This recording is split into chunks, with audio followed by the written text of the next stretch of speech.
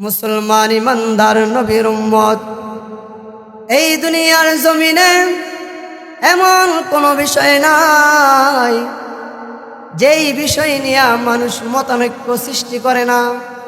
এমন কোনো কাজ নাই যেই কাজ নিয়ে মানুষ তর্কে লিপ্ত হয় না। এক একজন এক এক মত পার্থক্য করে, এই কাজটা এভাবে করলে ভালো হয়, আরেকজন বলে এইভাবে করলে ভালো হয়। দুনিয়ার সকল কাজে মত পার্থক্য আছে, কিন্তু একটা বিষয় মৃত্যু। মৃত্যু এমন এক বাস্তব সত্য, গোটা দুনিয়ার মানুষ একথা বলতে বাধ্য যে মৃত্যুবরণ করতে হবে। সে ইহুদি হোক, খ্রিস্টান হোক, যে কোনো ধর্মের হোক না কেন, যে কোনো বর্ণের হোক না কেন, সে কথা বলতেই হবে, মৃত্যুর পেয়ালা পান করতে হবে। মুসলমান ইমানদার নবীর উম্মত, আল্লাহ রাব্বুল আলামিন কোরআনুল কারীমের মধ্যে বলেন, আইনামা তাকুনু ইদরিকুমুল মাউত ওয়ালাউ কুনতুম ফি বুরুজিম মুশাইয়াদা। মৃত্যু থেকে পালানোর জন্য যতই দুর্বিদ্ধ কেল্লার ভিতরে, মজবুত কেল্লার ভিতরে অবস্থান করো না কেন, মৃত্যু তোমাকে পাকড়াও করবেই। কোনো অবস্থাতেই মৃত্যু তোমার পিছু ছাড়বে না। এই জন্য কবি বলেছেন, মরণ থেকে যতই পালাও, ওগো মরণ তোমায় লইবে ঘিরে। যদিও পালাও তুমি সেই সুদূর আকাশ পানে সেথায় লাগিয়ে সিঁড়ি। মুসলমান ইমানদার নবীর উম্মত, আমরা এই দুনিয়ার জমিনে অস্থায়ী জিন্দেগি যাপন করার জন্য কত বড় বড় অট্টালিকা নির্মাণ করে সুখে শান্তিতে থাকব, অথচ মৃত্যু আমার আপনার পিছে সর্বদা লেগে আছে। আর এই দুনিয়া চিরকাল থাকার জায়গা না, ঠিক কিনা? এই দুনিয়া চিরজীবন থাকার জায়গা না, অন্ধকার কবর যে আমার আসল ঠিকানা। সবে রেখে আমায় চলে আসবে, সঙ্গে কেউ যাবে না, ঠিক কিনা? যাবে কেউ? আসছি একা, যাইব একা। মুসলমান ইমানদার নবীর উম্মত, মৃত্যু এমন এক যন্ত্রণাদায়ক বস্তুর নাম, যেই মৃত্যু ভালোবাসার সন্তান সম্পত্তি, এত বড় বড় অট্টালিকা, সব কিছু থেকে মৃত্যু আমাকে আপনাকে পৃথক করে দিবে, ঠিক কিনা? শুধু তাই নয়, মৃত্যু এমন এক ভয়ঙ্কর যন্ত্রণার নাম, যেই মৃত্যু নাকি বন্ধু বান্ধব থেকে চিরকালের জন্য আলাদা করিয়া দেয়। মৃত্যু এমন এক ভয়ঙ্কর বস্তুর নাম, যে ভালোবাসার সন্তানকে পিতা মাতা থেকে চিরকালের জন্য আলাদা করিয়া দেয়। মুসলমান ইমানদার নবীর উম্মত, প্রত্যেকটা মানুষের মৃত্যুর পরে তিনটা ভয়াবহ স্থান রয়েছে। কয়টা স্থান? 1 নাম্বার কবর, 2 নাম্বার হাসরে মাহশার, 3 নাম্বার পুল সিরাতের পুল। মুসলমান নবীর উম্মত, প্রত্যেকটা মানুষের মৃত্যুর পরে 3টা কঠিন ও ভয়াবহ স্থান রয়েছে। যেই ভয়াবহ স্থানগুলোতে মানুষগুলো হবে বড় অসহায়, মানুষগুলো হবে বড় নিরুপায়। সেখানে মানুষের জন্য কোনো সাহায্যকারী থাকবে না, সেখানে মানুষের জন্য কেউ আগায় আসবে না। দুনিয়ার জমিনে একজন সমস্যায় পড়লে, সমস্যার কথা আরেকজনকে জানানো হলে সে দৌড়িয়ে আসে সমস্যা সমাধান করতে চায়। কিন্তু মৃত্যুর পরে ভয়ঙ্কর এমন 3টা জায়গা, যেই স্থানগুলোতে একা একাই থাকতে হবে। মুসলমান ইমানদার নবীর উম্মত, নদীর স্রোত একবার চলে গেলে তার কখনো ফিরে আসা সম্ভব নয়। ঠিক তেমনি ভাবে একটা মানুষের রূহ যখন বেরিয়ে যাবে, তখন ওই মানুষটা আর কখনো ফিরে আসবে না। মুসলমান ইমানদার আমরা কেউ মৃত্যুবরণ করতে চাই না। এই দুনিয়ায় লম্বা দীর্ঘ হায়াত নিয়ে আমরা থাকতে চাই, কেউ মৃত্যুবরণ করতে চায় না সহজে। চায়, সবাই চায় আমি দীর্ঘদিন বাঁচি, সবাই চায়, আমিও চাই, আপনারাও চান, ঠিক কিনা? এই দুনিয়া রং তামাশার দুনিয়া, এই দুনিয়া ছেড়ে আমাদেরকে চলেই যেতে হবে, ঠিক কিনা? মন্দ চায় না, যেমন লাগবই। সুন্দর পৃথিবী ছেড়ে চলে যেতে চায় না মন, তবু চলে যেতে হয়, তবু চলে যেতে হয়। ফুল পাখি ফসল আর বনের ছায়া, জোছনার আলোতে আহা কি মায়া। ফুল পাখি ফসল আর বনের ছায়া, জোছনার আলোতে আহা কি মায়া, ঠিক কিনা? মুসলমান ইমানদার নবীর উম্মত, বলতেছিলাম মৃত্যুর পরে তিনটা ভয়াবহ স্থান রয়েছে, আর মৃত্যুর কষ্ট সকলেরই হবে। পয়গম্বরদেরও মৃত্যুর কষ্ট হয়েছে, আমার আপনারও হবে। তবে বান্দার আমল অনুযায়ী, আমলের তারতম্য অনুযায়ী মৃত্যুর কষ্ট হবে। মৃত্যুর কষ্ট পয়গম্বরদেরও হয়েছে। আল্লাহর নবী, বিশ্ব নবী রাহমাতুল লিল আলামিন সম্পর্কে উম্মাহাতুল মুমিনিন আয়েশা রাদিয়াল্লাহু তাআলা আনহা বলেন, রাসূলের যখন মৃত্যু হয়েছে তখন রাসূল সাল্লাল্লাহু আলাইহি সাল্লামের মাথা মুবারকটা আমার কোলের মধ্যে ছিল। রাসূল সাল্লাল্লাহু আলাইহি সাল্লামের মাথা মুবারকটা আমার কোলে ছিল।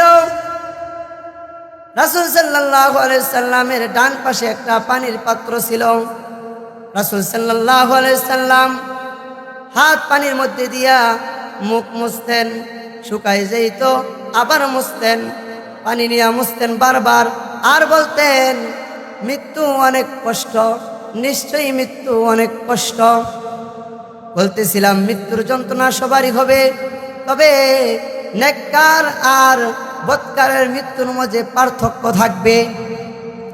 কোন নেককার বান্দা যদি মৃত্যুবরণের সময় হয়ে যায়, তখন একদল ফেরেশতা আসমান থেকে সুঘ্রাণযুক্ত কাপড় নিয়া ওই নেককার বান্দার কাছে হাজির হয়ে যায়। আয়েশা বলে, ও নেককার বান্দার রূহ, তুমি আল্লাহ রাব্বুল আলামিনের হুকুমে বেরিয়ে আসো। তখন ওই নেককার বান্দার রূহ গামের সাথে অথবা নিঃশ্বাসের সাথে বেরিয়ে আসে। রূহ বের হওয়ার পর ওই ফেরেশতারা, নেককার ফেরেশতারা ওই বান্দার রূহটা কাপড়ের মধ্যে পেঁচাইয়া আসমানের দিকে রওনা হয়। আসমানের প্রত্যেকটা দরজা রয়েছে। আসমানের নিকট যখন প্রথম আসমানের নিকট যাওয়া হবে, তখন আসমানের ফেরেশতারা বলবে, এইটা কার রূহ নিয়ে আসছ? ওই মৃত্যুর ফেরেশতারা যারা রূহ নিয়ে যাইতেছিল, তারা বলবে, এটা হইল অমুক বান্দার, অমুকের ছেলের রূহ। আসমানের ফেরেশতারা বলবে, এটা তো নেককার বান্দার রূহ। এভাবে আগমন স্বাগতম জানাইতে জানাইতে সপ্তম আকাশে চলে যাবে। সপ্তম আকাশের মধ্যে দুইটা জায়গা রয়েছে, একটা হলো ইল্লিন আর একটা হইল সিজ্জিন। কয়টা জায়গা? দুইটা। ইল্লিনের মধ্যে নেককার বান্দা মৃত্যুবরণ করার পর তার রূহটা ওই ইল্লিনের মধ্যে অন্তর্ভুক্ত করে দেওয়া হয়। আর যখন কোনো বদকার মৃত্যুর সময় হয়ে যায়, তখন আসমান থেকে একদল ফেরেশতা দুর্গানযুক্ত কাপড় নিয়ে তার কাছে হাজির হয়। আয়েশা বলে, ও নাফরমান বান্দার রূহ বেরিয়ে আয়। তখন রূহটা শরীরের চতুর্দিকে ছুটাছুটি করতে থাকে, অবশেষে কোনো উপায় না পেয়ে বেরিয়ে আসে। তারপর ফেরেশতারা ওই দুর্গন্ধযুক্ত কাপড় দা পেছে আসমানের দিকে রওনা হয়। আসমানের ফেরেশতারা জিজ্ঞেস করে, এটা কার রূহ? কয় অমুকের ছেলে, অমুক বান্দার রূহ। কয় এত বদকার। এভাবে বৎকার বলে তারাই দিতে দিতে সপ্তম আকাশে চলে যায়। সপ্তম আকাশে যাওয়ার পরে ওই বৎকার বান্দার রূহটা সিজ্জিন নামক জায়গা অন্তর্ভুক্ত করে দেওয়া হয়। মুসলমান ইমানদার শুধু তাই নয়, মুমিন বান্দার মৃত্যু এত সহজ হয়, একটা উদাহরণ দিলে বুঝবেন। মুমিন বান্দার যখন মৃত্যু হয় তার সামনে জান্নাত উপস্থিত করা হয়, জান্নাতের নাজ নেয়ামতগুলো তার সামনে ধরা হয়। জান্নাতের নাজ নেয়ামতগুলো যখন দেখায় আর ফেরেশতারা বলে তোমার মৃত্যুর পরে এই স্থান তোমার, তখন জান্নাতি বান্দা হাসতে হাসতে মৃত্যুবরণ করে, তার আর কষ্ট হয় না। মুসলমান ইমানদার বলতেছিলাম ভয়াবহ তিনটা স্থানের কথা। এক নাম্বার হলো কবর। কোন নেককার বান্দা মৃত্যুবরণ করার পর যখন তাকে গোসল করাইয়া জানাজা দিয়া চিরদিনের জন্য কবরে রেখে আসে, কবরে রেখে আসার পর 40 কদম যখন তার বন্ধু বান্ধব আত্মীয় স্বজন দূরে চলে যাবে, তখন আসমান থেকে দুইজন ফেরেশতা, একজন মুনকার আরেকজন নাকির, তারা আইসা ওই ইল্লিন আর সিজ্জিন নামক যে দুইটা স্থান রয়েছে, ইল্লিন নামক স্থান থেকে ফেরেশতারা রূহটাই না ওই নেককার বান্দাকে দিয়া জীবিত করবেন।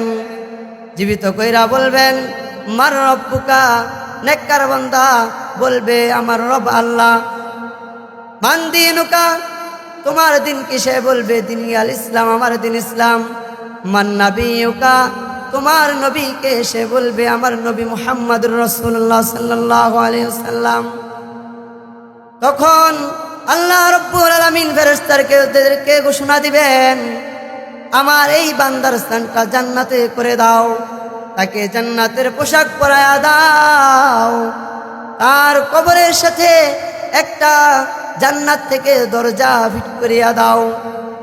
আর যদি কোনো বৎকার বান্দা মৃত্যুবরণ করে, ফেরেশতারা তাকে রূহ দিয়া সিজ্জিন নামক স্থান থেকে রূহ আইনা রূহ দিয়া যখন জীবিত করে, তখন তাকে যখন বলা হয় মার রব্বুকা, সে বলে লা আদরি, আমি জানি না। যখন বলা হয় মান নাবিয়ুকা, সে বলে আমি জানি না। অপর এক বর্ণনায় আছে তাকে রাসূল সাল্লাল্লাহু আলাইহি সাল্লামের চেহারা উপস্থিত করায়া ফেরেশতারা জিজ্ঞেস করে এই ব্যক্তি সম্পর্কে তোমার কি ধারণা? সে বলে আমি জানি না। যখন বলা হয় তোমার দিন কি? সে বলে তাও জানি না। লা আদরি, কিছুই জানি না। তখন আল্লাহ রাব্বুল আলামিন ফেরেশতাদেরকে ঘোষণা দিবেন ও আমার ফেরেশতারা, তাকে পাকড়াও করো, তার গায়ের মধ্যে জাহান্নামের পোশাক পরায়া দাও, তার ঠিকানা জাহান্নাম করিয়া দাও, কবর থেকে তার জন্য জাহান্নামের একটা দরজা খুলিয়া দাও। মুসলমান ইমানদার, এই গেল মৃত্যুর পরে প্রথম ঘাঁটি কবর। খলিফাতুল মুসলিমিন হযরত উসমান রাদিয়াল্লাহু তাআলা আনহু যখন কোন কবরের পাশে দাঁড়াইতেন, তখন তিনি এমনভাবে কান্না করতেন। উসমান রাদিয়াল্লাহু তাআলা আনহুর সাথী সঙ্গীরা জিজ্ঞেস করত, আপনি কবরের পাশে দাঁড়াইয়া এত কান্দেন কেন? উসমান বলেন, ও সাথী সঙ্গীরা, আল্লাহর নবী, বিশ্ব নবী রাহমাতুল লিল আলামিন আমাকে বলেছেন মৃত্যুর পরে প্রত্যেকটা মানুষের জন্য প্রথম ঘাঁটি হচ্ছে কবর। কোনো বান্দা যদি কবর থেকে মুক্তি লাভ করে, তাহলে রাসূল বলেছেন বাকি যে ঘাঁটিগুলো রয়েছে ওই ঘাঁটিগুলো থেকেও মুক্তি পাওয়ার সম্ভাবনা আছে। মুসলমান ইমানদার, এই হলো মৃত্যুর পরে প্রথম ঘাঁটি। দ্বিতীয় হলো হাসরের ময়দান। হাসরের ময়দান কায়েম হবে ইসরাফিল আলাইহিস সালামের মাধ্যমে, সিংহার ফুৎকার দেওয়ার মাধ্যমে। হাসরের ময়দান যখন কায়েম হবে, যেই জায়গায় মৃত্যুবরণ করেছে ওই স্থান থেকে উঠা দৌড়াইয়া হাসরের ময়দানে জমা হবে। হাসরের ময়দান এমন এক ভয়ঙ্কর ময়দান, ওইখানেও মানুষের জন্য কোনো সাহায্যকারী থাকবে না। মানুষের অর্ধ হাত বিগত উপরে সূর্যটা থাকবে, সূর্যের তাপের কারণে মাথার মগজগুলো পাতের মারের মতো টকবক করতে থাকবে। এমন একটা ভয়ঙ্কর পরিস্থিতি হবে। এমন ভয়ঙ্কর পরিস্থিতিতেও আল্লাহ রাব্বুল আলামিন 7 শ্রেণীর লোকদেরকে আরশে আজিমের নিচে স্থান দান করবেন, যাদের গায়ে কোনো তাপ লাগবে না, তারা খুব আরামায়েশে থাকবে। তার মধ্যে 1 নাম্বার হলো আল ইমামুল আদিল, ন্যায়পরায়ণ শাসক যে হবে, তাকে আল্লাহ রাব্বুল আলামিন আরশের নিচে স্থান দিবেন। 2 নাম্বার ওয়াশাবুন নাশআ ফি ইবাদাতিল্লাহ, এই যুবক যে তার যৌবনকালটা ইবাদতের মধ্যে কাটাইয়া দেয়, তাকে আল্লাহ রাব্বুল আলামিন আরশের নিচে স্থান দিবেন। মুসলমান ইমানদার নেককার যৌবনকাল অবস্থায় করা যায়। যৌবনকালে নেকের অনেক বেশি মূল্য। আল্লাহ রাব্বুল আলামিন যৌবনকালের ইবাদত অনেক পছন্দ করেন, কারণ যৌবন থাকা অবস্থায় যুবক গুনাহ করতে পারে, আবার নেকের কাজও করতে পারে। এই জন্য তার ইবাদতের এত বেশি দাম, কারণ সে যৌবন থাকা অবস্থায় গুনার কাজ করতে পারতো। গুনার কাজ না কইরা সে যে নেক কাজ করছে, এই জন্য আল্লাহ রাব্বুল আলামিন বলেছেন তার ইবাদতের দাম বেশি। 3 নাম্বার ওয়ারাজুলুন কলবুহু মুআল্লাকুন ফিল মাসাজিদ, 3 নাম্বার আরশের নিচে স্থান পাবে ওই ব্যক্তি যার অন্তরটা মসজিদের সাথে সংযুক্ত থাকে, অর্থাৎ 1 ওয়াক্ত নামাজ মসজিদ থেকে পড়ে বাড়িতে আসে, আবার তার মনটা শুধু ওই দিকে থাকে। তখন মুয়াজ্জিন মাইক দিয়ে ঘোষণা করবেন, হাইয়া আলাস সালাহ হাইয়া আলাল ফালাহ, নামাজের জন্য আসো, কল্যাণের জন্য আসো। সদা সর্বদা ওই দিকেই তার দিলটা ঝুঁকে থাকে। এই হলো 3 নাম্বার। 4 নাম্বার হলো ওয়ারজুলান তাহাব্বা ফিল্লাহি ইজতামা আলাইহি ওয়া তাফাররাকা আলাইহি, ওই 2 ব্যক্তি যারা শুধু আল্লাহ তাআলাকে ভালোবাসার জন্য, আল্লাহ তাআলাকে ভালোবাসার জন্য বন্ধুত্ব করে কারো সাথে, অথবা আল্লাহকে ভালোবাসার জন্য শত্রুতা পোষণ করে কারো সাথে। এই হলো 4 নাম্বার। 5 নাম্বার হলো ওয়ারাজুলুন তালাবাতহু ইমরাআতুন যাতু মুনসিবিন ওয়া জামালিন ফাকালা ইন্নী আখাফুল্লাহ। 5 নাম্বার ওই ব্যক্তিকে আরশের নিচে স্থান দেওয়া হবে, যেই ব্যক্তিকে কোনো সম্ভ্রান্ত পরিবারের সুন্দরী রমণী যুবককে, কোনো যুবককে যদি জিনার কাজে, গুনাহের কাজে আহ্বান করে, তখন ওই যুবক বলে আমি আল্লাহকে ভয় করি, আমি আল্লাহ রাব্বুল আলামিনকে ভয় করি, আমি গুনাহ করতে পারবো না। 5 নাম্বার বিষয়টা খুব সিরিয়াস। এটা থেকে যদি বলা হয় যে 1999 জনকে যদি এই অফারটা দেওয়া হয়, আমার জানি কেমন মনে হয়, আপনাদের কথা আমি জানি না, আমার মনে হয় 9999 জনই এটার মধ্যে অন্তর্ভুক্ত হয়ে যাবে। কথা বলেন ঠিক কিনা? কোনো সম্ভ্রান্ত পরিবার, ধনী পরিবারের যুবতী মহিলা যদি অথবা মেয়ে যদি কোনো যুবককে অফার দেয়, কোনো প্রস্তাব দেয়, তখন খুব কম যুবকই আছে যারা এটা নাকচ করে দিবে, বলবে সুযোগ পাইছি, এই চান্স কামে লাগা। ঠিক কিনা? মুসলমান ইমানদার, এই সুযোগ হাত করা যাবে না। যুবক এই চিন্তা করবে। 6 নাম্বার ওয়ারাজুলুন তাসাদ্দাকা আখফা হাত্তা লা তা'লামা শিমালুহু মা তুনফিকু ইয়ামিনুহু। 6 নাম্বার ওই ব্যক্তি যাকে আল্লাহ রাব্বুল আলামিন আরশের নিচে স্থান দিবেন, সে কোন ব্যক্তি? সে হলো এই ব্যক্তি যে ডান হাতে দান করে বাম হাতও জানে না। মুসলমান ইমানদার আমরা হইলাম ওই ব্যক্তি, ডান হাতে গুনাহ করি বাম হাতও টের পায় না, ঠিক কিনা? ডান হাতে গুনাহ করি বাম হাতও টের পায় না। মুসলমান ইমানদার 7 নাম্বার হলো রাজুলুন যাকারাল্লাহ খালিয়ান ফাবাদত আইনাহু, ওই ব্যক্তি যে ব্যক্তি নাকি আল্লাহ রাব্বুল আলামিনের ভয়ে ক্রন্দন করে, এমন ব্যক্তি খুব কমই আছে যারা আল্লাহ রাব্বুল আলামিনের ভয়ে কাঁদে।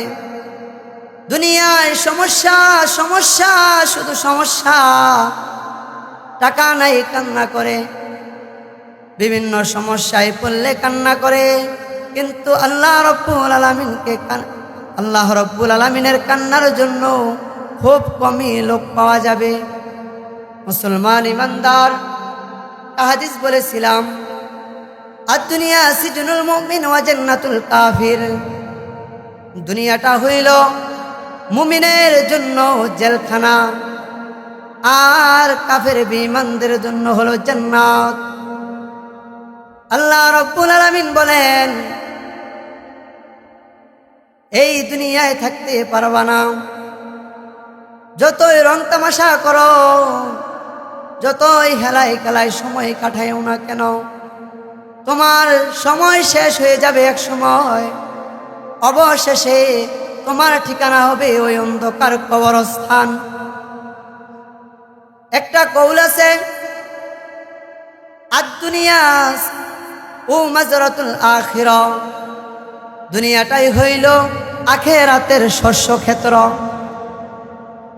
দুনিয়ার ফসল বানানোর জন্য আমরা কত কিছুই না করি, কত কষ্ট করি, প্রবাসের বাড়িতে থাকি শুধু একটু দুনিয়াতে আরামায়েশে থাকার জন্য।